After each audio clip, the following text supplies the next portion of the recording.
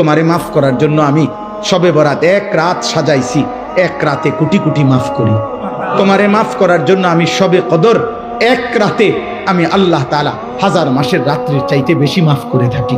তোমারে আমি আল্লাহ মাফ করার জন্য এত বড় শ্রেষ্ঠতম রমজান মাস দিয়েছি, যার মিনিট মিনিট সেকেন্ড সেকেন্ড হীরা মণি মুক্তা মানিকের মতো আমি আল্লাহ সেজদা দিবা একটা, আমার ফেরেশতা লিখবে 70টা।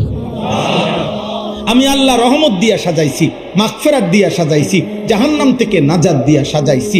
আমি আল্লাহ বৃহস্পতিবার দিবাগত রাতে গুনাহ মাফ করে থাকি। প্রত্যেক দিন তাহাজ্জুদ নামাজের ওয়াক্তে গভীর রাতে কোটি কোটি বান্দা আমি মাফ করি। তাহলে মাফ করার জন্য প্রতিদিন রাত্রে ঠিক করছি, বৃহস্পতিবার রাত্রে ঠিক করছি, শবে বরাত ঠিক করছি, শবে কদর ঠিক করছি, পুরাটা রমজান ঠিক করছি। এছাড়াও বান্দা 90 বছরের গুনাহ নিয়েও যদি কেউ আসে, আমি আমার বন্ধুকে বলছি, বন্ধু যদি সে সত্যিকার তওবা করে আমি একসাথে মাফ করে দেব।